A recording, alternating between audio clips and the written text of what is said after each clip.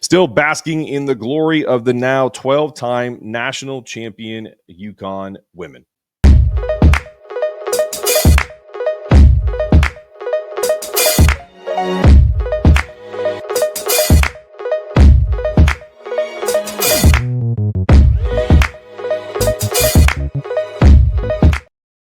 Welcome into the Hoops Cat Pod, powered by Big East Energy.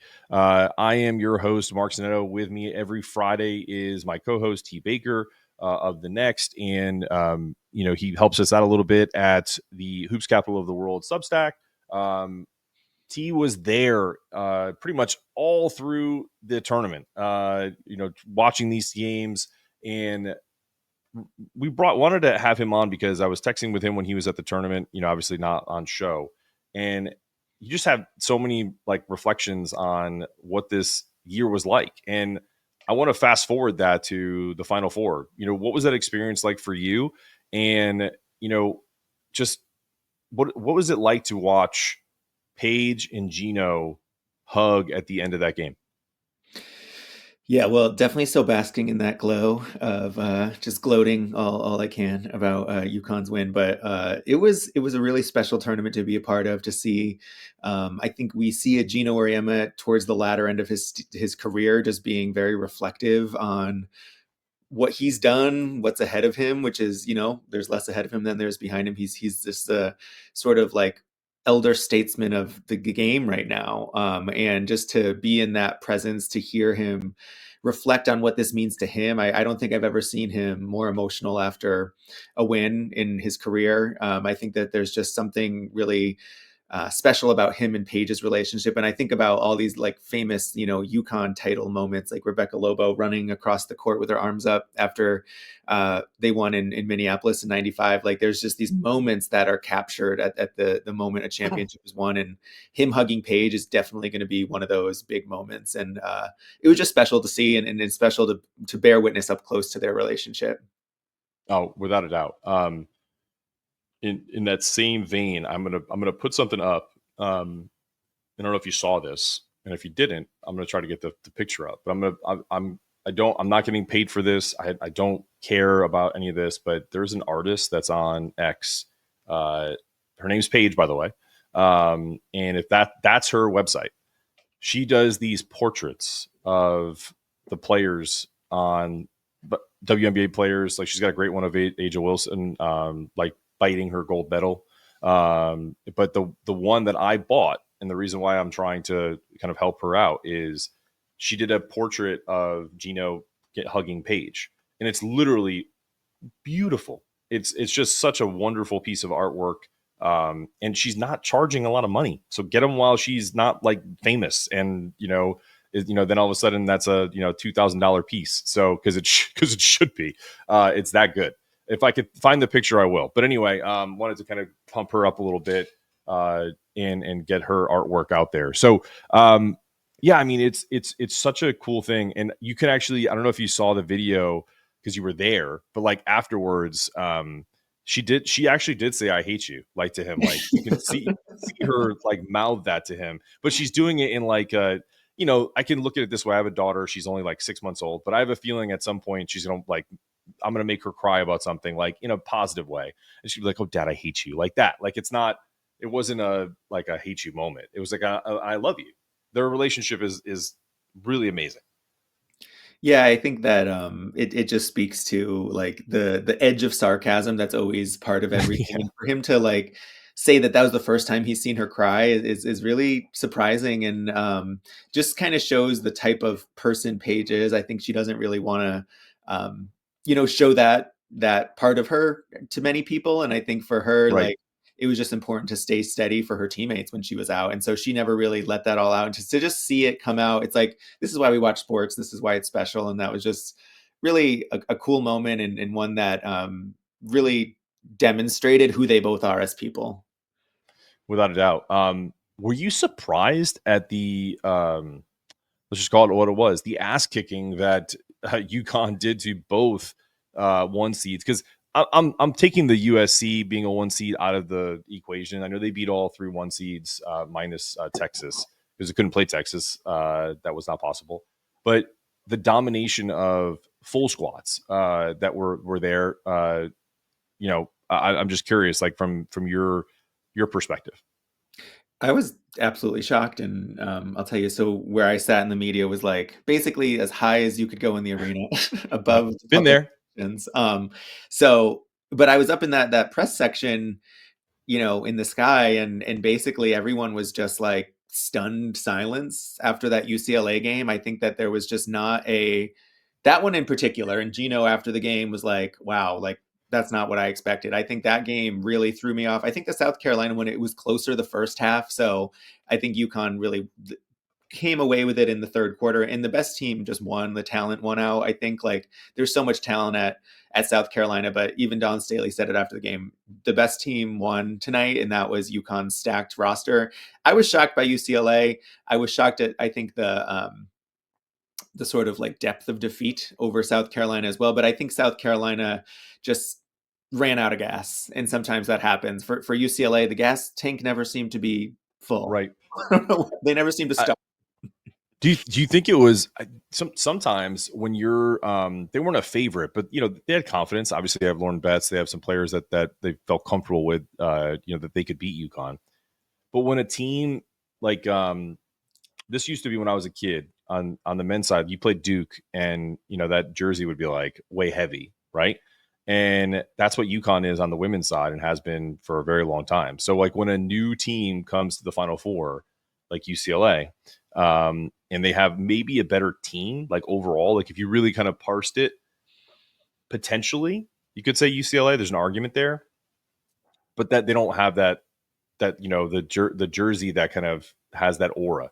On a kind of professional level, Derek Jeter used to joke around about how playing at Yankee Stadium, the ghosts will come out at some point, right, and come and get the other team. So UConn has their own kind of ghosts, the ghosts of Diana Taurasi and Maya Moore, like all of the amazing players have been there. Do you think that weighs heavy on teams when they play them? I think that's got to be part of it. UConn has been there. This was their 24th time there, which is So like crazy. just you got to just 24th time. We just got to repeat Yeah. that out of 40 seasons of Geno coaching at that. So like we just have to take in the greatness. But I think that's part of it. I think experience does matter. Like once you've been there before, like there is an element of like we've done this before, and UConn's players have done it before. So there is the legacy of the program, but there was also several players on UConn's side of the bench that like had played in the Final Four last year and the year before. Mm-hmm. So experience matters. And for me, sometimes I think UCLA, like their narrative over the past several seasons has just been they could never quite make it to the Final Four. They were always on the precipice. And sometimes with teams, I think the release after just making the Final Four is so big that Sure. you actually don't have anything left when you get there. And I think Yeah. that's a little bit what happened with them. And maybe it was just the moment got to them, but they're also a younger team. After the transfer portal, and we'll get to that later, like who knows who's going to be there next year, but they're returning a lot of their talent, and they're a team that could be there again next year and would be, I think, more prepared the second time around. Yeah, it's like one of two things. You're right. Like it's exactly how you described it, or the team that kind of just gets there for the first time. It's like rocket fuel, and they just take off and kill everybody. So, all right, let's pivot to that transfer portal. We're going to talk about that coming up after the break.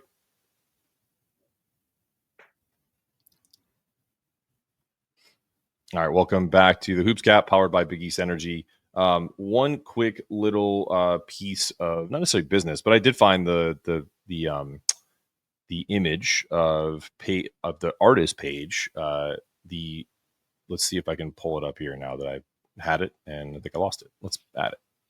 There it is. Isn't that great?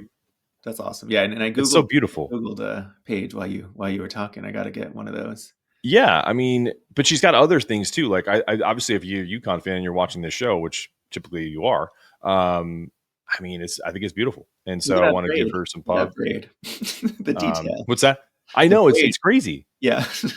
the whole thing. Like I'm super excited for it to come in. I got a nice spot for it right here, and with the new camera that tracks me, I can do one of these and show it every once in a while. So yeah, I'm excited about that, but I wanted to give her some pub. And then last little piece of business is it's not an official sponsor of the Hoops Cat Pod, but they are a sponsor of Big East Energy Network as a whole. So it's Asa Basa Spice. If you are into smoking meats, if you're into really just cooking in general, like if that's something you do with protein, steaks, chicken, they have taco seasoning. All of this is organic. It is not processed, and I think it's just something that a lot of times when you go to the store, you go to get these rubs that are processed in warehouses. Like this guy has a really great system. Jacob, he's kind of we've talked about it, but go to asabasaspice.com/BEE for 15% off your first order. You won't regret it. We used it the other night, and my wife was like, "Oh, this is really good." So if I can please her with the cooking, look, she's very picky, so this is good stuff. And now, speaking of being picky, the transfer portal. Look, the transfer portal on the women's side is becoming a lot murkier because there's a lot more money available, right? The same thing we were talking about pre-show about even if you go somewhere where you aren't going to be the focal point and you get some guaranteed money and you get into a system that matters and that people respect, even if you have to transfer twice, like it doesn't matter anymore. Like this is one of those things. What are you hearing about who's going where, and do you have any intel or info on potentially Sarah Williams from Wisconsin coming to UConn? Yeah, well, I mean, to address the first point, yeah, the transfer portal is definitely the new norm. About 25% of the players in Division One women's hoops are in the transfer portal, and I think it's a little bit of the Wild West right now before the settlement is finalized because there's not officially a salary cap at this point. So there's a little bit of like, what deal can I sign before that happens? And I don't blame these young women at all. Like, get your money while you can. Right.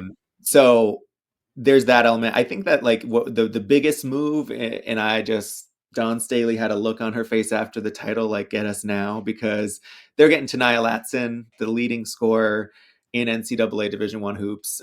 She played high school ball with Raven Johnson. She played with Mylasia Fulwiley and Joyce Edwards as well. So she has some history with that team, and she's just a bucket. I've seen her play a couple times. She's good. So the rich get richer, and that's going to be a squad next year again. Dawn Staley always reloads. Olivia Miles to TCU is a fascinating one. TCU's got deep pockets apparently, and they're not willing to they're not afraid to spend that money on women's hoops. So, it's kind of like another one and done. Like Haley Van Lith did the same thing at TCU. So it'll be interesting to see Olivia Miles. Cotie McMahon out of Ohio State, one of my favorite players in Division I basketball. Just a really talented big, really great footwork. Someone who has just poise on the court, is headed to Mississippi, Ole Miss, for allegedly just about $750K. So there's money now. It's happening. Oh yeah. And it's going to be fascinating to see the moves as the off season evolves. Do you see any? Yeah. Sorry, I was just going to also. Yeah, no, go please. No intel for me, but that would be a great get. I've been watching some of her clips. UConn could have another big, and in that she brings depth that I think is really important in the post for UConn. Yeah, I think that would be a nice piece because, it's one of those things where Gandy is more of a project. She's huge, and she's very she's going to be another just incredibly athletic and talented big. But I think the thing that you see with Sarah is you partner her with Sarah Strong. That's a rough combination for any team. I don't care. I don't care if South Carolina goes and gets WNBA players and puts them on their team. It's just a hard. That's just a team. Like how do you stop that? You just can't. Yeah. Unless there's two Lauren Betzes out there. Like unless you can make unless you can get a couple of 6'7", 6'8" girls and they just don't grow on trees. I don't know. Like that's a tough. That would be an interesting combination because I think Sarah's game is going to develop to the point where she's almost can play like a point forward. Yeah. Where if you put her in pick and roll with someone like Sarah or another athletic big, it's like how do you handle that? And then you have AZ flared out for shooting. Hopefully I don't think Ali Isabella is going anywhere. She's going to be a great shooter. She gets more opportunity. Morgan Shelley coming back from injury. Like it's just Ashlyn Shade. Like there's just so much talent on UConn that didn't even really play a lot in this run. It's crazy. Yeah, and has had a year in Geno's coaching system or more. Notably, Qadence Samuels, sophomore, Mm-hmm. transferred. Not one I took as a big surprise. I think that No. I kind of saw the writing on the wall there. She's a really talented wing, but wasn't going to get the playing time she wanted at UConn. Um, do you think that there's, so that leaves an extra scholarship spot? Do you think that means UConn goes for another point guard to sort of replace Caitlin Chen, or do you think they're set at that position? Who else do you think they should be looking for in the portal if they want to fill that? Yeah, I could see him looking for a point guard in that respect because old school coaches like Geno don't feel comfortable unless they have a person on the court that they fully trust Mhm. and like fully trust with the ball in their hands. And I love KK Arnold, but I don't think that's her. Yeah. That's my girl. She's hysterical, and she's some of the interviews that Bella did in the locker room with the ladies, and KK was probably my favorite one. But yeah, I mean, but at the same time, I'm not Geno Auriemma. Like, I don't care that she's wild and crazy. Like, I think it's part of who she is, but you definitely need that kind of steady, constant force. Yep. And if they can find a Caitlin Chen clone who, wasn't flashy, but she was a great piece. I remember the entire show I did on her career at Princeton and then coming to UConn and like how much that was going to make a difference. I didn't know it was going to be less scoring, but one of the principal themes of that old Locked On show was essentially like the reason why, like, because Geno doesn't love the portal, but if you come here and you're a portal target, it's because he trusts that you're going to come in and be a legit contributor from the jump. So I could definitely see them going portal. Is there anybody that you can tell like that you think about as someone that is more entrenched in the game? Is as far as like someone that's similar to Caitlin Chen that maybe is in the portal? Do you have any names? Honestly, it's hard because it's moving so fast to know who's Right, in, who's out, who's landed where. But I think Geno's tendency has always been to get a player who's either a graduate or right. later in their career because they've had the development of 4 years of school. I think that's Geno like doesn't air towards the portal, but when you look in years past, you had Dorka Juhas had 2-3 years of development. Sarah Williams, same thing. Caitlin Chen played 4 years at Princeton in a great system under Carla Berube. So I think he's always going to look for a player who's had some seasoning, who's been through it, because I think he likes that leadership element of the transfer portal, and it's a genius use of the transfer portal, honestly, because it brings in experience right off the bat, and he always international targets too. There could be some. Sure. In that way too. So I'll be interested to see. I think if you have 15 roster spots, might as well fill them. So why not get some extra depth at the guard spot? Um, Before we move on to the next topic, what did you think of? I'm not trying to shameless plug. Go to Hoopstack, Hoopscap Substack, Hoops Capital of the World Substack, and check out my new article on the 12 national title list that I did. I have a Mount Rushmore that I really didn't want to move around, but for the rest of that, I think I wrote that 3 times because I could move 12 through 4 pretty much anywhere. And I felt comfortable with it because in the thing about lists that I always tell people, whether you think like Diana Taurasi's the GOAT, whether you think Brianna's the GOAT, whoever you think is the greatest of all time, you're right. Because it's your opinion. Right. So like, what did you think? Do you agree with most of it? Do you disagree? And yeah, I'm just curious, like what you thought of it. Yeah, I love the list. I love the exercise. I think it's always fun to talk about those types of hypotheticals. For me, I agree 100% with your number one, which is the 2002 team, undefeated. Just Hall of Famers galore. Something about that team just solidified. I think UConn as like we're here and we're going to be really tough to beat for a long time. So there's that piece. I think that for me, you picked the 95 team second, and I would Mhm. go with probably the 2016 team just because of the depth that they had. Like if you look at that team, not all of them are U.S. Olympians, but you have Kia Nurse, Oh an yeah, Olympian with it's true. Canada, Gabby Williams, an Olympian with France. Like France. there's just depth on that team that like in retrospect is like wow, that was a squad of WNBA players on the bench. So Yeah. What's it interesting to me is like I'm so like with these lists, whether it's like greatest of all time or teams, if just you saying that, I'm like, yeah, I could move him. Like there's no like there's I can be talked out of it because like Gabby Williams almost single handedly beat the USA in the last Olympics, like just with how great she is. So I get that, like totally. I put the 95 team more so as not necessarily cultural significance, but like in terms of like what UConn has created for the standard of what they expect, and that's just something that I think Geno has tried to chase and replicate for 40 years, and I think that's part of it. It's like it's really not just like the greatest teams. It's like how in what they brought to the game, how they where they are in the women's cultural sphere, if you will. That's kind of part of it. Yeah, and I think that 95 team definitely embodies that. And I think there's just something poetic about it being 2025, like 30 years Right. later for Geno to win this one. It just, if they don't ever win another one again, there's something really poetic about it having 30 years after. Sure. It just all felt like a full circle moment. And Geno's 71, he was 41 after his first one. Like that's just, I don't think we can appreciate the greatness fully yet without Yep. context and history, but that's just some unbelievable work. Absolutely. All right, we're going to pivot and talk about a few things. It's not just going to be about the WNBA draft, but we had some, interesting comments. Like I didn't think anything was really particularly controversial about Geno talking about statues with players, but I think some South Carolina folks got their feathers ruffled up.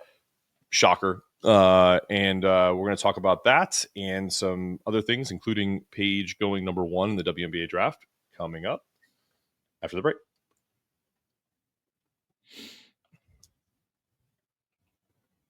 All right, let's get the controversy in very big quotations out of the way first, and then we'll get back to the basketball stuff of Paige going 1 in the WNBA. I think I sent you something off air. I don't know if it was a tweet or like just kind of like a paraphrasing of what was going on. And when at the pep rally, essentially, right? Geno said, something to the effect of because of how great how the standard, as we talked about, that they've created when it comes to their great players having just one title. I almost felt like it was him being like a backhanded compliment to Paige. It's like I know they love each other, but it's like, all right, girl, like relax, like you only won one, like chill. And I think that was what because he's so self-deprecating. I think sometimes he just talks, and he just said something to the effect of, you can't even get on the bus with us if you have, because his whole comment was like a metaphor. If you had all of the great players of UConn, the front of the bus is like Brianna and everybody that won 4, and then there's the ones that won 3 and 2 and 1. He's like, you can't even get in the front of the bus if you have one title with us. He's like, so sometimes, and then he said something about they build statues for players for just winning one.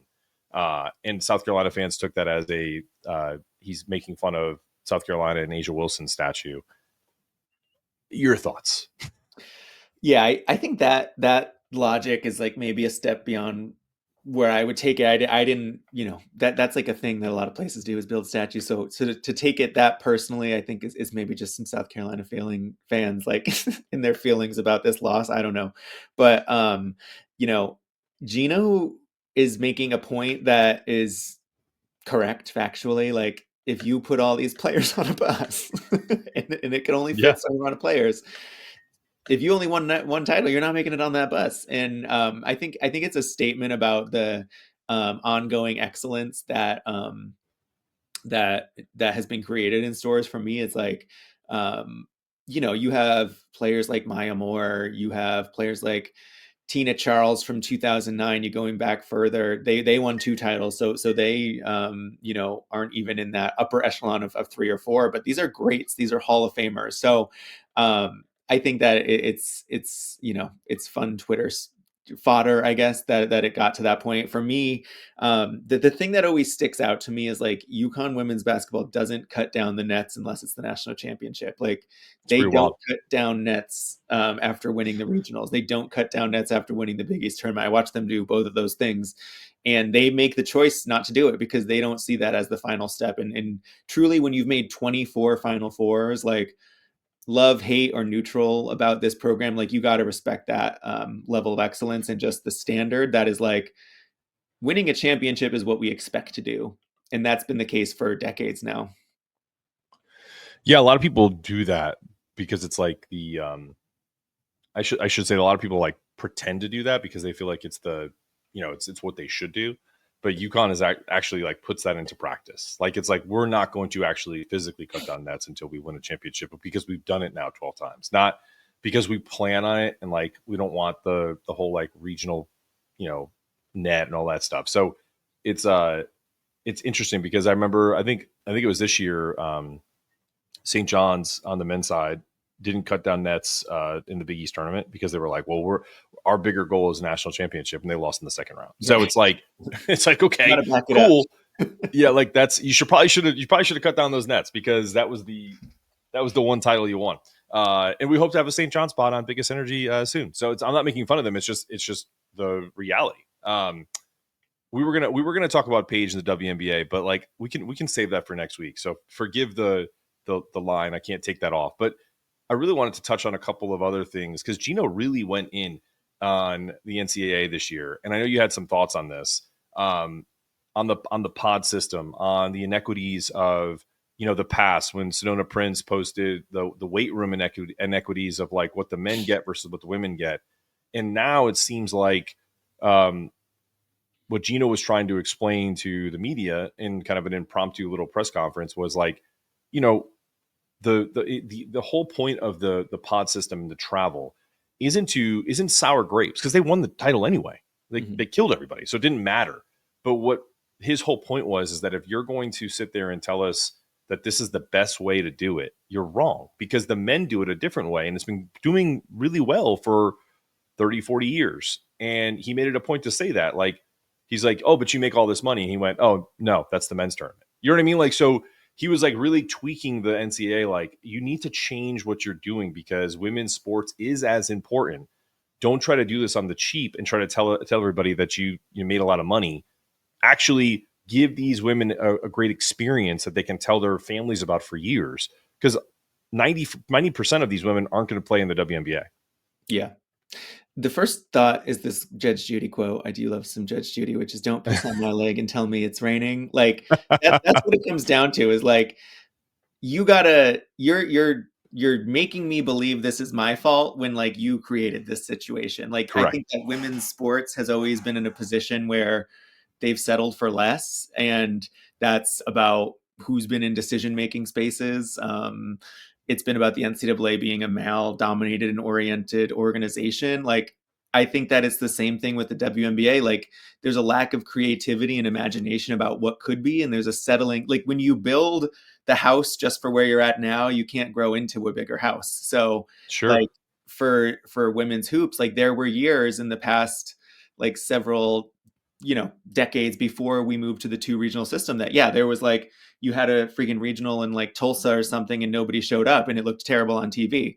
But then just go to cities that right. Invest in women's hoops. There's a lot of them. Like, so I think it's a classic case of just like underinvestment, which we see all the time in women's sports, and Auriemma pointing to, okay, now you're locked into these contracts where you can only have 2 regionals and it's not going well for the student athletes, but you're not going to change it because you don't listen and you want to make more money by just, your TV rights deals, but you're not investing in the student athletes who this is a once in a lifetime opportunity for a lot of them going to regionals. You want it to be special. You don't want to be, at like the Motel 6 in some random city. Like, so yeah.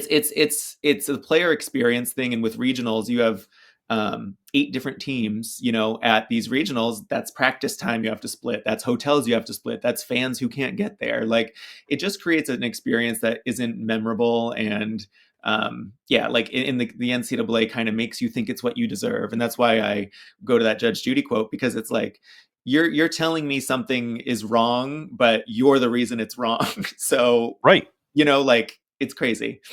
As someone who has been to many UConn games now as a non-Connecticutian that I live in North Carolina, and I come up to games and stay in hotels that are adjacent to the venues that they play. The idea that Arkansas State, who UConn demolished in the first round, couldn't stay at the graduate on the literally on the Storrs campus and walk over to Storrs and get there and practice in the facility in Worth Center. Or if that's not an option because of all the teams, have 2 or 3 teams in the graduate, have 2 or 3 teams in Hartford at a hotel in the Marriott, and have them practice at the Civic Center. Like, I don't like that's a 15-20 minute ride to Storrs there, maybe 30 minutes depending on it. But don't have them in Norwalk, an hour away, like you said, at some random like Motel 6 on the highway. It's like, what are we doing here? It's just, that's silly. And then the other thing I was going to say is, look, this is bigger than just about sports. I wanted to ask you about the elevation of women's sports in media in respect to some of the bigger shows on television. Do you feel like where we're at, and I'm always pretty positive about how I cover the sport. I don't really ever, even when UConn was having their struggles this year on the women's side, I never was like, oh man, this team sucks. They're soft. They're blah, blah, blah. I think a few times I said they need to get tougher, but I think that's fair. Like, you know what I mean? Like, and I think Geno would have agreed with me. But do you think that there's a little bit of, you want your cake and eat it too when it comes to like the women's game? Because with more eyeballs is going to come more criticism. And there's a lot of jerks out there who take sports really serious, and they're always going to, shit on the players if they do something wrong. And it should it matter? Because it shouldn't matter. Like, if you're going to shit on, trying to Alex Caravan, you can shit on Sarah Strong, which is a terrible use of words, but like, I feel like I want it to be equal. Like, I don't want anyone to feel like they're being, it doesn't get elevated by bad content. But like, if Stephen A. Smith and Shannon Sharp are on First Take debating about the WNBA, that's a good thing. It's not a bad thing. Yeah, I mean, I think one of the limitations of women's sports over the past, several decades is that there's this element of it where, if you ever say anything bad about anything about women's sports, you're going to set the game back, and that's because it was Right. on fragile footing, right? It's like, people are like, we should be lucky that we're even on TV. Don't say anything about the play. Like, but you should be Yeah. able to say that was a bad game or that player played terribly, like you do with any sports. Like, that's what we do in sports media. But I think there was like this like sort of like self-protective limitation that certain media would do, where it's like, if you like get roasted if you say anything bad about women's sports, because it was treated as a charity case. Now it's big business and it's part of the sports media landscape, and that's not going to change. And I think media needs to adapt with that. And I think there are different ways that I think in some cases you need to talk about women's athletes. Like, a lot of times, like women's sports, like they don't show players weights and things like that. Like, I think there's differences in how you might talk Yeah, that's about fair. them culturally, but at the same time, you have to treat it like a sport, not a charity. And I think that's the sign of growth when you have Stephen A. Smith yelling about it, for sure. And for me, it's just kind of like the natural progression. I think there needs to be more nuanced coverage, though. Like, I think last year, in particular, with the Caitlin Clark entry to the WNBA, there was a shocking lack of context that people had, even in media, about the women's game, that made them make some really bad takes, frankly. And Mm-hmm. I think that you have to do your homework and do your research. Women's basketball didn't start with Caitlin Clark, didn't start with Maya Moore, it didn't start with even Shamika Holsclaw. Like, it's been around, and people need to do their research if they want to talk about it. And that's the disrespect that comes in for me, is sometimes people talk about it like, just because you discovered women's sports yesterday doesn't mean everyone else did. No, it's a great point. But I think the flip side of that, and I'm all I'm doing is playing devil's advocate, is the players that came before should feel just like the Bob Cousy's, the Wilt Chamberlain's. Wilt Chamberlain's dead. Bob Cousy's alive. But the people that are the John Havliceks, like all these greats, Jerry West, who'd recently passed, as the logo of the NBA. Like, those dudes didn't make any money. Those dudes didn't get a lot of press. They just didn't, like it. And because media was different, like, you had newspapers. I think that they're, to your point, is spot on. But I just would love to see a Cheryl Swoops, who this is a terrible example because she has had run-ins with Caitlin Clark, but I would love to see someone like Cheryl Swoops go, you know what? The WNBA is in the best shape it's been, and it's because of women like me who paved the way, and also all of the new people that are coming in to watch, the Caitlin Clarks, the Paige Bueckers. That I would love to see that kumbaya moment, so that you don't have this kind of negativity around it. Like that's my biggest issue is like, do you want it to grow or do you not? Like, I don't want there to be gatekeepers for the sport. Like, hey man, you haven't been here before, so you can't talk about it. It's like, but I like basketball. Like, and the product is better now. I want to watch it.